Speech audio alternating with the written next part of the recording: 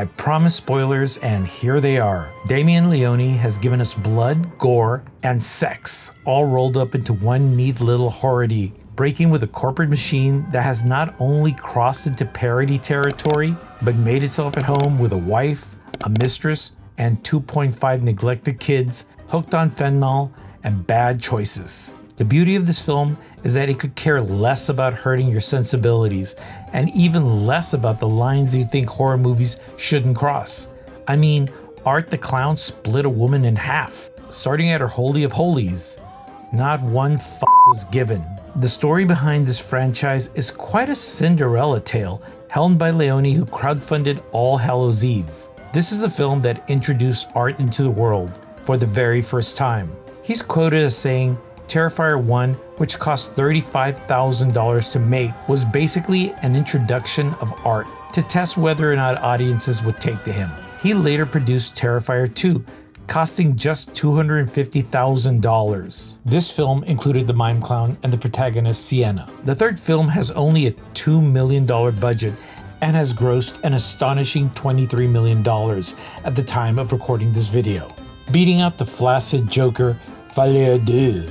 So, it picks up with a cute family, having a cute Christmas, talking about cute elves and Saint Nick, and he chops them into pieces. I mean, he acts as the dad, he acts as the mom, he even acts as the little boy. If there was a dog, I'm sure he would have axed it too. But I mean, there's some lines even Art might not cross. Nah, he would have axed him.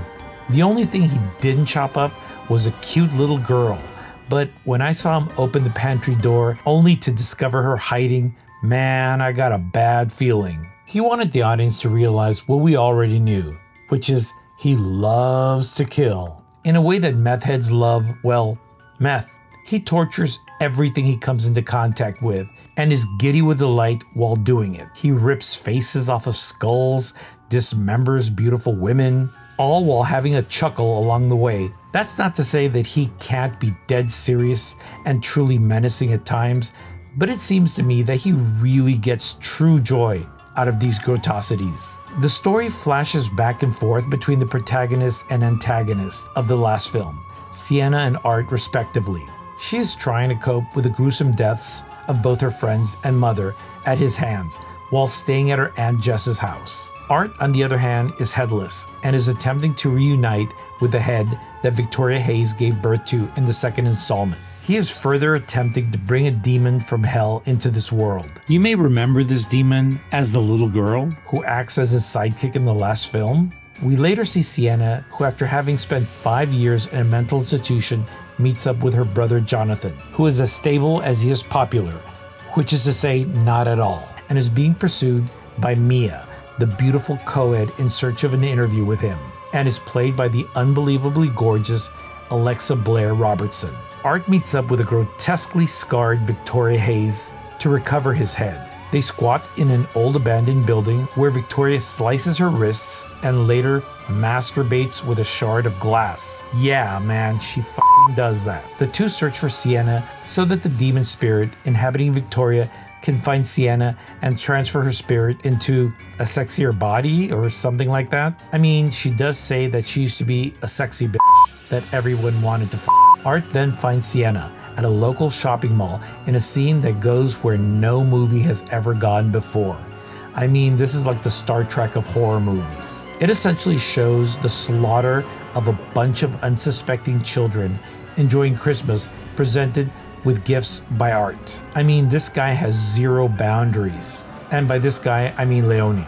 In an unfortunate scene, Art catches Mia and her boyfriend having sex in the shower and chainsaws the boyfriend in half. And by half, I mean from taint to torso. He then completely rips up Mia's face before covering her eyes with his festive sunglasses. This scene plays on the trope of the naughty victim. When you open yourself to what some in society still deem taboo, you invite in a host of other unspeakable notions into your reality. This is because in sex, we have lost our innocence, and partly because we're at the most vulnerable, not to mention you get a little bit of TNA. The climax of the film finds Art and Victoria committing atrocious acts on Sienna's family, even sticking a pipe down the aunt's throat that they use to shove live rats into.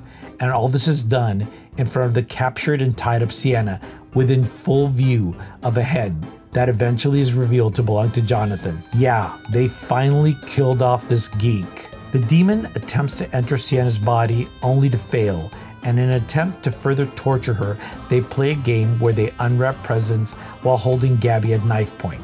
Sienna has hidden an enchanted sword. Yeah, I know. It's literally an enchanted sword, but it works. They hide it in one of the gifts and tricks the demons into untying her and placing the sword in the hands that Art is about to smash up with a mallet, breaking every carpal and metacarpal bone in her hands. When she holds the sword in her hand, she's able to fight off the clown and demon. This is the only scene I found that was not as earned by the hero, at least not until they later reveal that the sword also has healing properties, and I assumed it healed her ruptured hands. This culminates in a spectacular end to the demon and severe injury of Art the Clown, causing him to escape. The fight scene was great. Both Sienna and Art are supernatural creatures and both get their licks in. It's mostly Sienna's sword that tips the scale in her favor.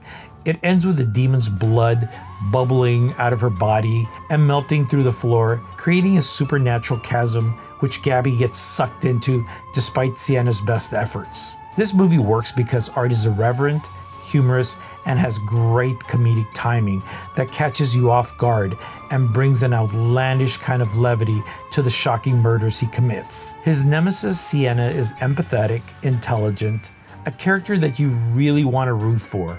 She's been through hell, and I wanted her to fuck up that sadistic clown. We see her good nature through the relationships she fosters with her aunt, brother, uncle, and niece Gabby. The anticipation of some of the murders is sometimes difficult, but when it begins, you want to know how far it'll go, and then it becomes a thrill ride, and that's part of Leone's genius. The film doesn't end on a cliffhanger, but it does open up the story for a fourth installment, and Leone has gone on record that he'll make maybe one or two more of these. But I mean, Todd Phillips said that too. And we got Joker Folie à Deux.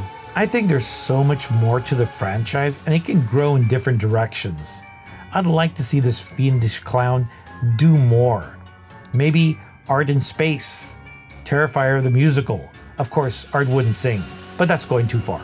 I just don't want them to do what they did with Freddy and Jason. He's a clown, but they're the ones that are just plain silly now. Anyways, that's my spoiler-filled review. Please like, comment, and subscribe. And as always, keep watching movies.